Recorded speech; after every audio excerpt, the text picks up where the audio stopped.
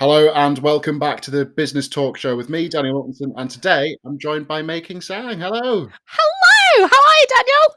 I'm doing all right. Yourself? I'm very well. All the better for seeing you, my lovely. Brilliant. So you're here today to talk a bit about your business, which is called FOMO Creator, and what you do. So how did you get started out within that business then? So, quite by accident. My name's Making Tsang, first name Making, but I'm on all the socials as Making Tea. Making tea, get it? Laughing at my own joke. And I say I did it by accident because what I was doing was live tweeting and doing interviews, to promote my business, but to also talk to interesting people that was within the tea industry and related food industries as well. And when people could see what I was doing, and I was tweeting at the rate of knots, people said, "Can you do that for me as well?" And I said, "Yeah, sure, no problem." And that's how it kind of started, really. Um, and then um, and then I actually pitched to a client. So I've been doing it for many years, two different countries. And three different cities, many years. And then I plucked up the courage to pitch to a client. And I said, "Would you like a professional live tweeter?" And they said, "Well, can you do Facebook and Instagram as well?" And I said, "Yeah, sure." You know what it's like being an entrepreneur, Dad. You just say yes, worry about the details later.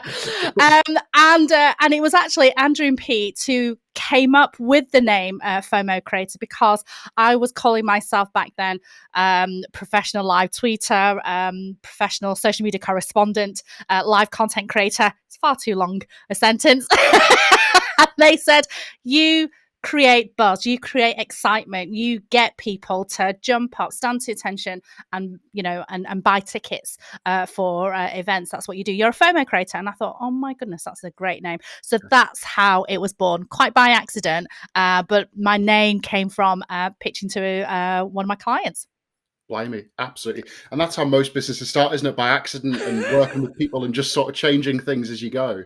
So did you notice a big shift in moving from calling yourself a professional tweeter to moving to FOMO creator? Did people know more about your brand by your name at that point? Or how was it for you finding new clients after that name change? Yeah, great question. Yeah, I think because FOMO now has gone into the Urban Dictionary and general conversation. I think it kind of makes people smile, and there are still people who don't know what FOMO means. So it's a great conversation starter as well. So FOMO means the fear of missing out, and you want to generate that positive buzz and excitement of your business on the socials to get your lurkers excited so that they will buy from you or want to inquire more about you.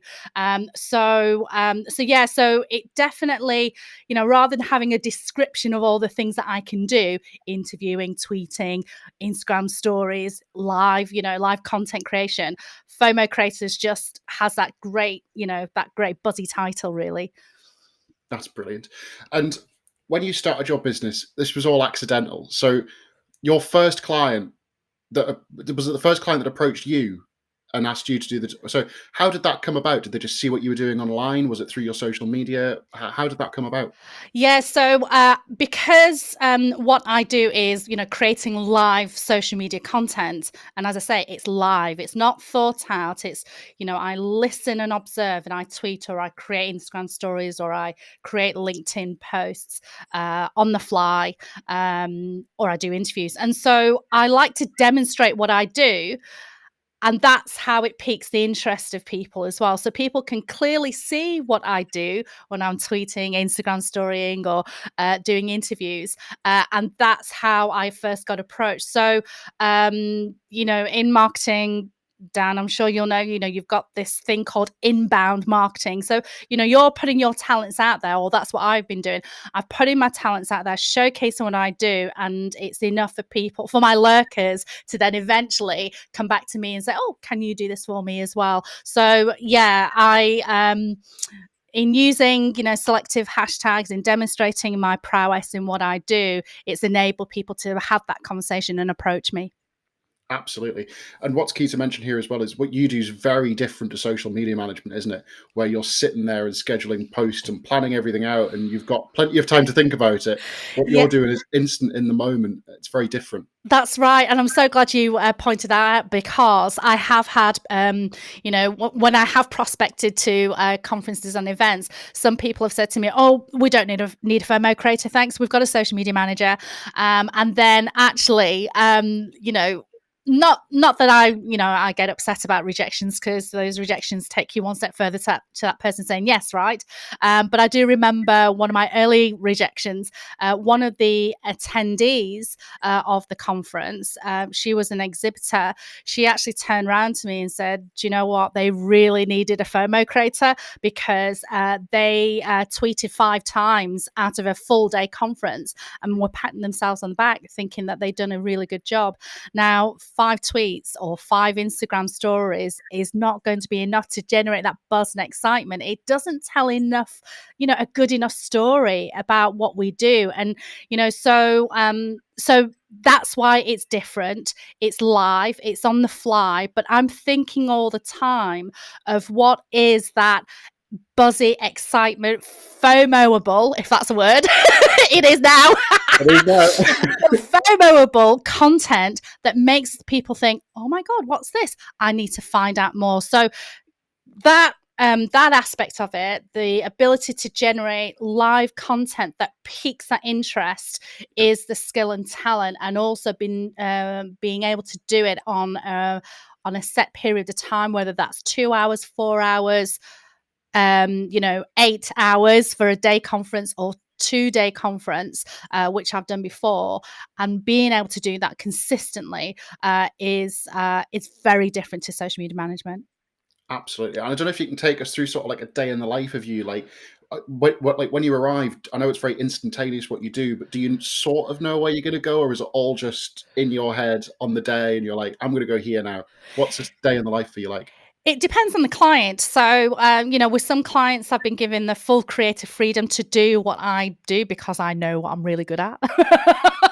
You are. And with some clients, they want specific ideas and specific things of what they want to do, which is absolutely fine as well. Because my client, if they know what they want, then I'm obviously going to deliver. So I actually don't mind either approach. But sometimes I'm hired not only to be a FOMO creator, but to be an influencer. So sometimes I will create content on my socials so that it piques the interest of my audience, so that they know, "Oh, I wonder what she's doing next," so that they can then glean from my audience, what I'm doing. So a day in the life of, let's talk about a face-to-face conference.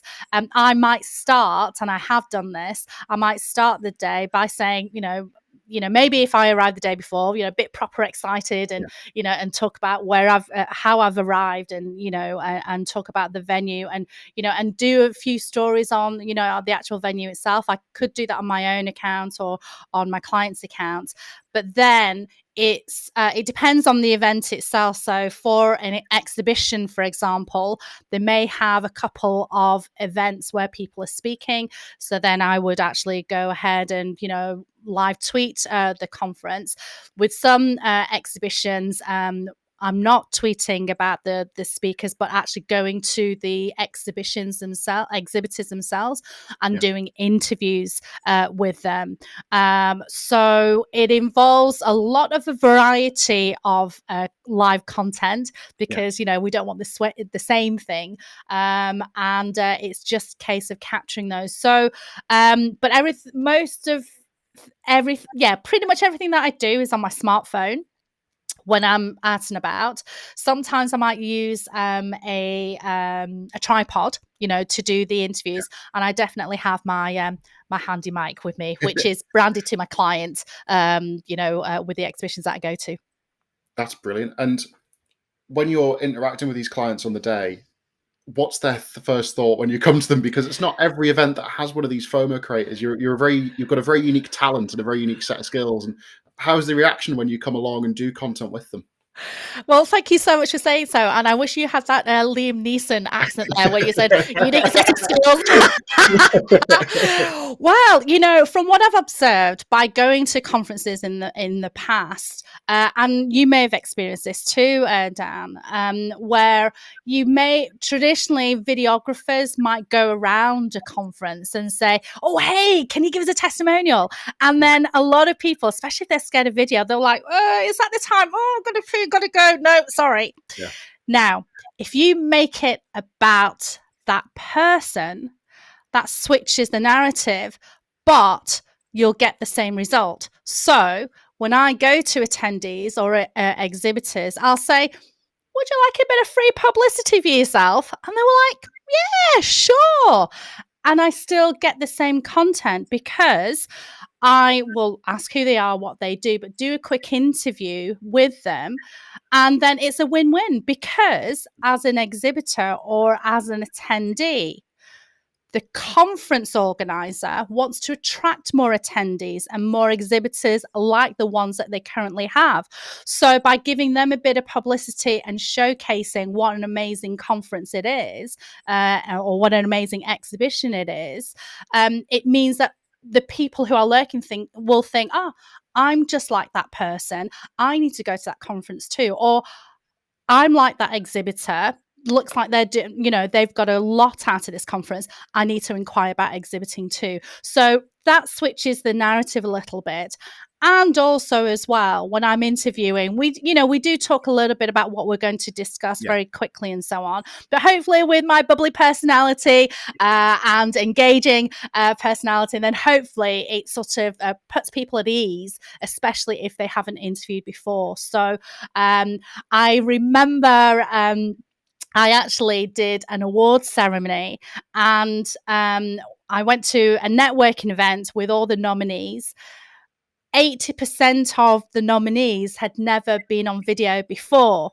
wow, So to get them on video was quite a challenge, but the majority of them absolutely loved it and said, "Oh, can we do it again? Can we do it again?" So, part of my special set of skills, not just in the interviewing, but it's also in, putting people at ease and letting people know that actually video is not as scary as you think.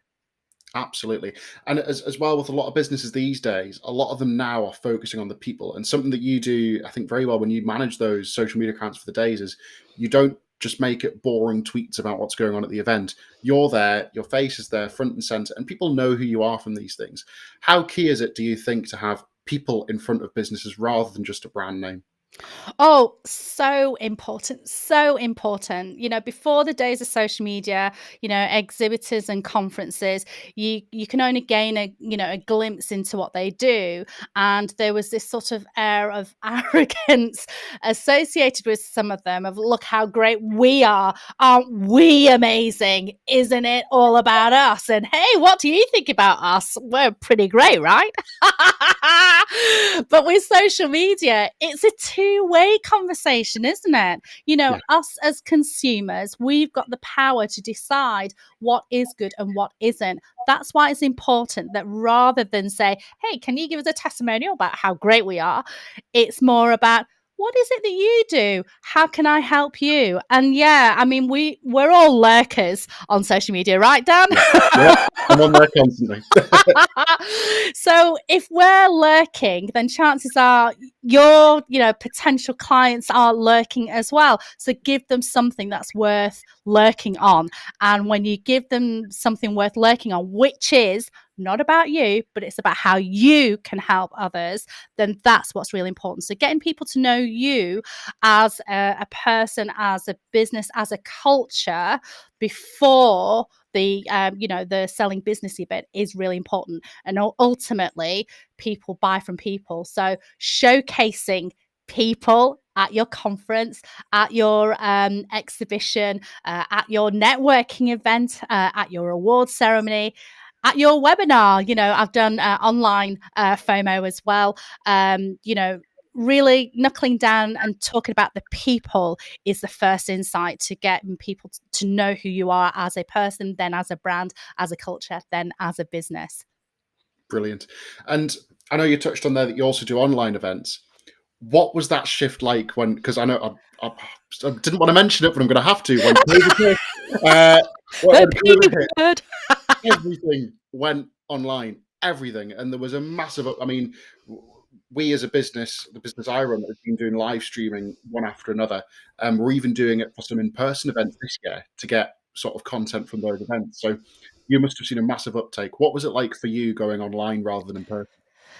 So technically, it was very different because obviously I'm not, in front of someone interviewing them. But obviously, it's still possible. I can still interview people, and I've been hired time and time again for online challenges, Absolutely. online webinars to do interviews. And again, because of my journalistic style, I'm able to glean that excitement from people, glean the relevant content that is useful for the lurkers and and attendees of conferences and webinars and so on, and get the right information in a short space of time. Not much edit, because I really like real raw right now, and then posting it up there. Now, with regards to creating content live online for 2 hours or half a day, or a full day's conference, 2 days conference, it's been quite challenging because in person, I've generated on average I think 1,000. What was it? 1,048 tweets. I think it was. Can't remember the numbers now. Getting old, my memory's gone. No, that's right. 1,376 was my personal best for tweets, and I also did I think it was 5 interviews as well, and on Facebook Live, and I did I think it was 120 Instagram stories all across the conference. Now, the same time frame for an online conference was very different, because I can't just use my phone. If I took a Yeah, picture of the two of us, it's not going to be that great. So I had yeah, to use my computer and my mouse skills and so on. So therefore, for a conference of the same time frame, it was 548 tweets, and I think I still managed to do about 80 stories, something like that. So it was slightly a little bit slightly less, but the results were still the same. yeah. We were still getting that impact out there. So for me personally, the number of conferences didn't go down, because people were still doing, and in fact, it was a great opportunity for people to really embrace online. So there were a lot of conferences out there, to the point where people were getting a bit zoomed out, actually. Yep, I but know that feeling. but the good, really good, engaging online conferences that really thought about who they who they wanted to target, who they wanted to educate and inform, and do it really well. They're still doing it effectively today. So the numbers didn't go down, but technically, for me personally, for my clients, which everyone fully understood as well, Yeah, it was slightly different. absolutely. And building that workflow that you do, it must be an absolute challenge to do sometimes when you're doing that many things at once. How do you keep on top of anything? Give us a quick glimpse into sort of how you project manage and stuff. Not give away your trade secrets, but how do you project manage stuff? How do you organize stuff in your head and get everything there when you organize something? Well, first of all, Dan, I'm going to be a sexist. I'm female, so I can multitask. I can't. So we're fitting into the stereotypes very well. Do it's quite funny, actually, that when I accidentally went into creative FOMO, or when I live tweeted, I've been live tweeting for several years, as I've said, but I lived in Australia for several years, came back to the UK in 2016, and one of the first gigs that I live tweeted in London, I was actually on a speaking panel. There is a reason why I'm saying this. I'll get onto your point in a moment. No worries. So I was live tweeting whilst I was on the speaking panel. But then when it was my turn to speak, I explained that you probably think I was on my phone being really completely rude, but actually I was live tweeting. So the organizer of that event, he said, "How did you do that? How are you able to listen and tweet constantly for a set for a long time. And I said, I don't know. It's just something that I've been able to do where I can sort of split my brain into three, listen, think about what's the FOMO bit that I can push out whilst continue to listen for the next nugget as I'm tweeting or Instagram storying or what have you. So it's something that I've always had. And I don't know, I don't know if it's something that I've practiced at all, but yeah, so it is a natural talent which I didn't realize I had. With regards to, creating that buzz and excitement, or thinking about what captures that buzz and excitement, it's about, generating that cliffhanger, when you watch that trailer and you think, oh, what happens next? So I think, growing up on watching films and, trailers, and you get, your Netflix trailers now, YouTube showing you what what to watch next. I think that's been brought up in our whilst we were brought up, and I think that's kind of gleaned into my consciousness. With sometimes I will have a bank on my phone of digital assets from some clients. They may give me some graphics beforehand in order to push out there, but I sometimes I'll create my own graphics ahead of time. I'll have a note, a list on my phone of all the speakers, sponsors. So that's the only thing that I do have when I'm on my phone, or on my desktop with online events as well. I'll have just a Google Drive that'll have all the assets, a list of all the speakers and so on. And I've actually worked in conjunction with social media managers where they've helped me to push things along, Yeah. and I've given them ideas. So I do work alongside teams that of companies that have events as well. But Google folder, or a space on my phone for the notes and the digital assets, and that's pretty much it. Oh, and my mic as well. Yeah. And plenty of batteries, just in case. Plenty of backups as well for my phone charger. That's about it. Yes. I can imagine you'll probably need a lot of those going through the day and stuff. So within your own, obviously you do a lot of this FOMO creation for other brands and other conferences. Your own social media, how do you keep on top of that while you're doing all that? Because I run my own business and I can barely keep on top of my own. And I know fine. Well, I should be going out and doing interactions here and there, and getting in touch with people when they do this and comment like what you do. How do you find the time of day? How do you fit it all in, and how do you do it? So I had this great conversation with my mentor the other day, and she just came up with the phrase that cobbler's shoes, or Yeah, do as I say, not as I do. So there's always more that I could be doing. There's definitely more that I feel I ought to be doing. So I definitely have not kept on top of it. However, that said, I talk on a Twitter Spaces every Friday with my co-host, and we talk about the latest and greatest in all things digital. And in fact, this morning one of the news pieces was talking about engagement and how it's gone down. Like since the pandemic, engagement on social media posts have gone down, right. but the number of posts have gone up, which is really interesting.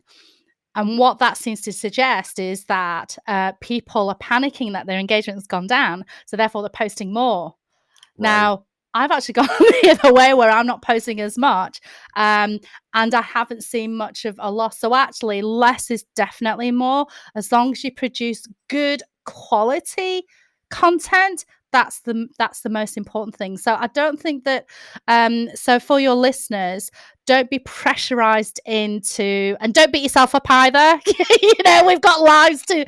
to run as well as our business. I think that just think about the quality and how who you're going to serve. and don't beat yourself up. That's what I do. And I think actually, taking a leaf from your book, Dan, where you're setting a day aside for content creation, I think that's really important as well. Yeah. Set time aside to be more strategic and put it out there. And when I am organized, because I'm not always that organized, hashtag making mistakes.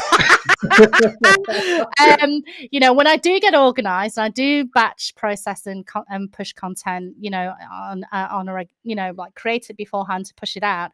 That does tend to work a little bit better. But I do stuff on the fly as well. So hopefully that's a really long-winded answer, but hopefully that answers your question. So when you're producing content for your own channels, I know that when we first met, I know you don't like email. I'm aware of that. I've never met someone so passionately against email in my life, I don't think. It was a basic demand that we did it on WhatsApp, which I'm absolutely happy with. I love WhatsApp. It's just great. It's on my phone all the time. I can just get back to people instantly. So it was really refreshing to work with you on WhatsApp rather than do it over email, because email's very formal. So how do you see the space going now from traditional, where especially everyone before the pandemic was sat in offices, they'd sit emails, they'd put the autoresponder on. Where do you see everything going now, where everything's more on people's phones and working from home? How's that working out for you as well? So I'm going to be honest, actually. Partly the reason why I'm not as organized and not pushing out as much content as possible is because of the way that we're working at the moment, which is hybrid. And so I think a lot of business owners, and myself, and I definitely include myself in that, because of the pandemic, lockdown, and all the rest of it. And I made a conscious decision to self-isolate because I have asthma and I was a little bit worried, not sure, and all the rest of it. It meant that I wasn't going out meeting people. But of course, from from a mental health perspective, that I didn't realize at the time how much it affected me. Yeah. I do now, so I'm making a conscious point of going out. But it took a while. So hybrid is not going to go away, because there will be some people who will continue to do, a hybrid, a mixture of in-person and online. Online is more convenient for some people, and especially if there are events where there are replays, which quite often there are. Again, it really helps to service the client who may not be able to attend on the day, but can nevertheless watch the replay. So now I am going to be vilified by lots of business owners out there by saying, you don't do email? What about your email list? And that's exactly right. A lot of businesses, they ought to be, having an email list and building an email list, because it's like, like having a rented home. And one day the landlord could turn around and say, well, actually, I'm going to kick you out, which actually happened to me in November, actually. So now I've moved into a new house, which is great. But it's, this is my house now with my mortgage, which is great. So there you go. So I decided to rebel for a bit by not having an email list to see how far I'd go. A lot of these platforms are social media platforms are trying to keep you, keep you on the platform for as long as possible. So they are trying to invent creative ways of doing that. So, the ability to create newsletters to keep people informed. Twitter's done it recently. LinkedIn have done it recently. So I think that, don't follow me. You should have an email list, because the landlord might kick you out, as I say. If one of the platforms do kick you out, Facebook or Instagram, and you've put all of your eggs into that Facebook basket, then you're scuppered. And I actually again talked about this on the show last week, I think it was. So you don't want to do that, but equally, you don't want to spread yourself too thin either and go on all the different platforms, Yeah. so sort of stick to one or two. So again, long-winded answer, but hybrid's not going anywhere. Do look after yourself, do go out and connect with people for reals, as well as online's not going anywhere. It definitely caught a lot of people out, which is why I think I was so busy, and I'm sure you were really busy as well, Dan, during that period where people had poo-pooed social media marketing in the past, and then suddenly the business had gone overnight, and then they had to reinvent themselves by becoming more digitally aware for their customers. 100%. Absolutely. I mean, we saw like a massive uptake in people doing online. We built quite a few like online apps for people to do delivery, like same day. We work with a sweet company locally now who are doing delivery UK wide. They've just expanded even more. So there's loads of these little businesses that have popped up through lockdown who took advantage of everyone being online. And there was a lot of businesses that were already established that went, we need to go online now, like this second, because we need it. And that brings us on to you've finally got a website. Yeah, so that was the other thing that I rebelled on as well. I wondered if I can do business without having a website. I mean, I had like a one pager, and I am a very active member across the socials. So if people were to search on making tea or even making Tsang, they would find me, but yeah, a few people said no. I think actually I was inadvertently told that I lost a key client because I didn't have a website that I was prospecting to, and it was a bit of a whisper, hint, you should do a website kind of thing. And I thought, okay, I've rebelled for long enough now. I mean, I had a good run. I did generate business, as I said, created something from being really present on all platforms and appearing on podcasts like this to showcase my authority and the rest of it. But no, I came to you, Dan, to do a website, and I'm so pleased with the results. It's amazing. So thank you. I think it's that whole thing of I wasn't trying to get praised by saying that. What I was trying to get was that, you don't actually need a website to build your business. There's plenty of businesses out there that over lockdown have built on social media and have got massive followings, but just having a website, even yours, it's not going to be something that you go and update every single week. I mean, it might be, but I don't think it is. I think it's something that'll just sort of sit there, and you might update every so often and stuff, but having something that just sits there just to give you a bit more authenticity does help. But as well, you don't need to go out and spend thousands on it. You can build your social media following up and use that for your business. You don't need a fancy website to do it, which is what you've proven. That's absolutely right. And, as I said, we've heard these horror stories before, and they're real. I know of businesses that were closed overnight because they put all of their eggs into the Instagram basket or the Facebook basket. And because Facebook or Instagram had changed one slight thing, and it just scuppered them. So, and even for myself, I was using live Twitter, or Periscope as it was called. And I was doing live videos all the time. And I thought one day I'll download them, one day I'll keep them locally. And then Periscope disappeared, and all but one of my videos had gone. So that was me on rented space, the landlord saying, get out of here. And I've got none of those videos. I could search them within Twitter, but there's no sort of place where all my videos have gone, together. Right. But that's a big lesson learned for me. And hopefully your listeners will take heed as well. So go get a website, get your email list going. Don't put all your eggs into the social media basket. So briefly before I end on social media again, TikTok. Now, I don't know if you do. I haven't seen any of your TikTok. I don't know if you do TikToks. Have you? Will you? Do you think it's the next thing, or do you think it's just a fad that's going to end pretty soon? It's not a fad that's going to end. I'll tell you that for right now, because just like Snapchat, their filters were very popular and their stories were popular. So that's what Instagram did, and now they've effectively, collapsed Snapchat because they made it better. TikTok have just exploded from nowhere, and now Instagram are doing their best, to compete with TikTok to Yeah. try and get real people back in. Actually, funny enough, with their reels, that was unintended pun there. Yeah. So but no, it's not going to go anywhere, and unfortunately, I was one of those marketers who thought, oh, I must try everything and be on everywhere. And I tried it for a bit, and I just thought, it's not me. And is my audience going to be there? Well, actually, the age demographic is not as not as young as we think it is.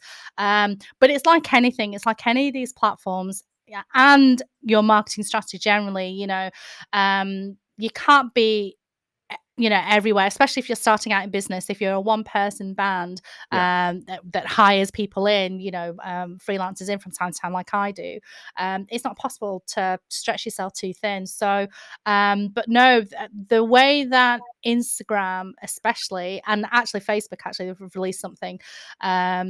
They're releasing Facebook Reels, actually. Right. So the way that they are innovating, they're actually trying to glean that audience back off TikTok and short form content, short form videos, because we've all got the attention span of a gnat. It's not going anywhere soon, I don't think. Absolutely.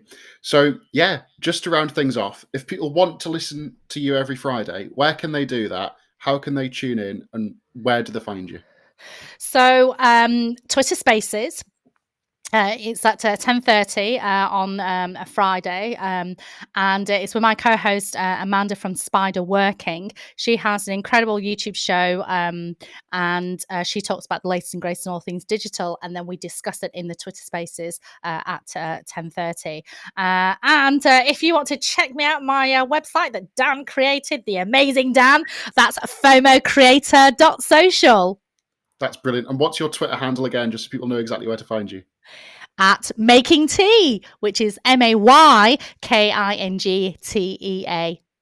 Brilliant. Well, thank you so much for coming on the podcast. It's been great having you. I hope everyone at home's enjoyed it. And I'm sure we'll probably do another one in the future, because we've probably got a lot more to discuss as well.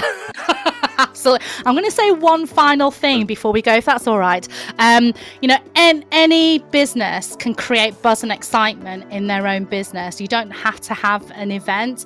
And that's something that I teach people as well. So, if that's something that you're interested in, how do I generate more buzz and excitement in my business across the socials to get those lurkers interested and get them into prospects, then give me a shout.